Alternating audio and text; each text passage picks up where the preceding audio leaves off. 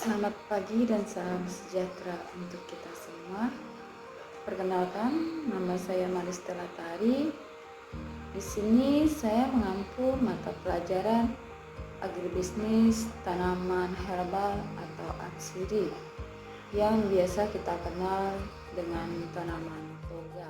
Materi yang pertama adalah tentang keselamatan, kesehatan, dan lingkungan hidup yang biasa disingkat K3LH, khusus pada tanaman toga yang merupakan suatu hal yang saling berkaitan dalam mewujudkan kenyamanan hidup bersama antara makhluk hidup dan lingkungannya. Yang biasa dilakukan ialah dalam menggunakan pakaian dan peralatan kerja yang dalam pelaksanaannya kita sedang bekerja, dan penggunaan itu sangat dibutuhkan bagi para pekerja. Aspek teknik. 1. Iklim. Produksi tanaman dipengaruhi oleh iklim. Artinya, pada pemilihan jenis tanaman, produktivitas hingga pelaksanaan hasil panen harus menginventarisasi yang pertama suhu udara, kedua kelembaban, ketiga curah hujan, yang keempat angin, kedua tanah.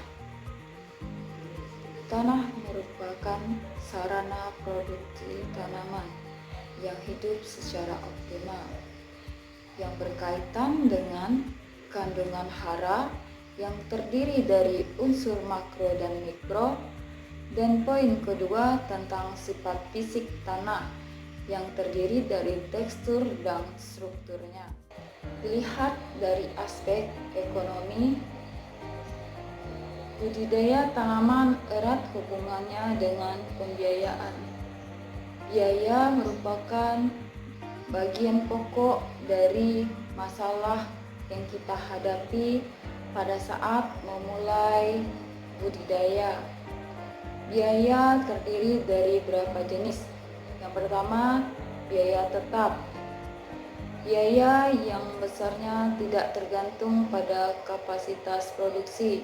Contohnya gaji dan biaya sewa. Yang kedua, biaya tidak tetap. Artinya biaya yang dikeluarkan yang harus habis satu periode atau satu kali produksi. Contohnya pembelian bibit, pupuk, obat, dan upah hari. Untuk perencanaan suatu usaha dalam budidaya tanaman, yang perlu kita ketahui adalah yang pertama, revenue cost ratio yang dikenal dengan RC, merupakan salah satu ukur untuk mengetahui kelayakan suatu usaha dengan kategori jika RC kurang dari 1 dinyatakan tidak layak dan tidak boleh dilanjutkan. Jika RC sama dengan 1 dinyatakan tidak layak, namun jika ada keuntungan lain bisa dikatakan layak.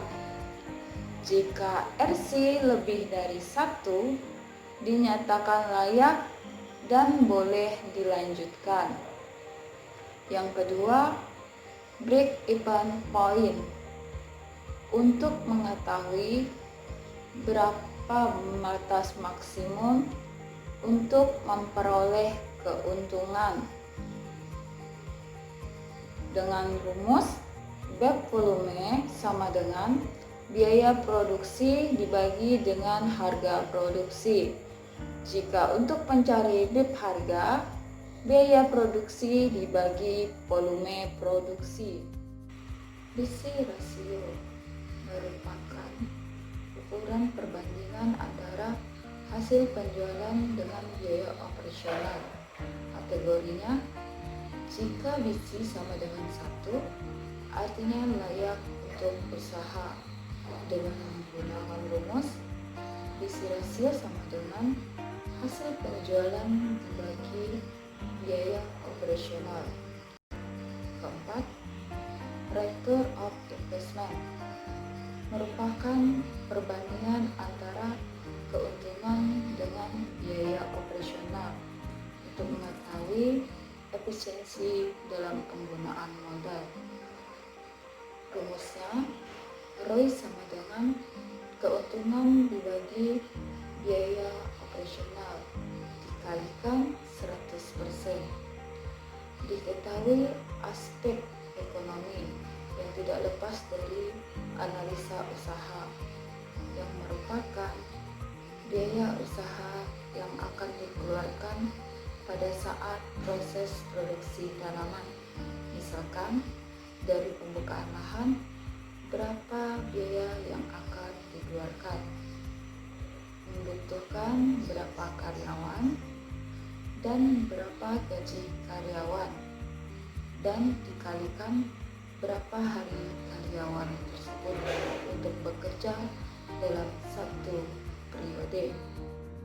Pembibitan pada tanaman herbal dan atsiri yang dikenal dengan dua proses. Yang pertama, pembibitan dengan cara pembiakan secara generatif, yaitu menggunakan biji yang berasal dari induknya yang pertumbuhan tanamannya sehat. Yang kedua, pembiakan secara vegetatif, di mana pembiakan ini menggunakan organ tanamannya, seperti menggunakan batang, di mana proses produksinya cepat dan perakarannya lemah. Akan tetapi, pada pembiakan ini, jenis tanaman yang dihasilkan memiliki sifat-sifat seperti induknya. Contoh pembiakan ini ialah yang pertama bisa menggunakan cangkok, yang kedua menggunakan tunas, yang ketiga menggunakan okulasi, dan yang sering digunakan masyarakat saat ini yaitu pembiakan dengan cara stek. Bisa menggunakan stek batang dan bisa menggunakan stek daun. Pembibitan pada tanaman herbal dan atsiri memiliki dua sistem. Yang pertama, pembibitan satu tahap, artinya pembibitan ini hanya di satu lokasi saja dan tidak untuk dipindah-pindahkan. Keuntungannya memberikan penghematan waktu penanaman. Kerugiannya tidak efisien dalam perawatan. Yang kedua, pembibitan dua tahap, di mana pembibitan pertama dilakukan di dalam polybag, kemudian setelah menjadi bibit, tanaman tersebut dipindahkan ke pembibitan utamanya, yang artinya dua kali proses. Keuntungannya memudahkan dalam pengawasan dan pemeliharaan. Tersedia waktu untuk mempersiapkan pembibitan utama. Bibit lebih terjamin karena terdapat proses seleksi, di mana kegiatan seleksi yang ketat dapat mengurangi penggunaan tanah dan polybag. Kerugiannya, peningkatan jumlah hari kerja dan peningkatan jumlah penggunaan polybag. Kriteria lokasi pembibitan adalah sebagai berikut. 1. Dekat dengan sumber air, artinya air untuk penyiraman itu mudah diperoleh, terutama pada saat musim kemarau. Kedua, tempat pembibitan memiliki topografi datar, artinya tempat hamparan bibit berada pada areal yang relatif datar, sehingga mengurangi erosi terhadap hujan lebat. Yang ketiga, lokasi pembibitan strategis, artinya berada pada posisi yang mudah dijangkau dari segala penjuru, sedapat mungkin berada di tengah-tengah kebun. Keempat, aman, artinya jauh dari hama dan penyakit, sanitasinya lancar dan terbuka. Penanaman tanaman herbal dan atsiri. Seleksi bibit dapat diartikan sebagai memilih bibit yang ada dengan kriteria standar yang telah disiapkan, sehingga akan diperoleh bibit yang baik. Yang pertama, dimulai dari sejak diperkecambahan, yakni kecambahnya normal dan tidak normal bisa dibedakan. Yang kedua, tahap ini terdapat pemantauan terhadap kekerasan bibit. Yang ketiga, memilih bibit yang siap dan layak untuk ditanam. Di sini, bibit yang normal artinya bibit yang utuh, perkecambahan baik, kotiledonnya baik, dan bisa dikatakan sehat. Sedangkan perkecambahan tidak normal, perkecambahannya busuk, batangnya tidak berkembang, dan kotiledonnya tidak sempurna. Transportasi bibit ke lapangan. Persiapan penanaman di lapangan perlu dilakukan dengan membentuk beberapa tim yang terpisah untuk melakukan pekerjaan-pekerjaan berikut. Yang pertama, pemuatan bibit ke atas kendaraan yang biasa terjadi di pembibitan. Yang kedua, pembongkaran bibit pada setiap titik-titik pembongkaran.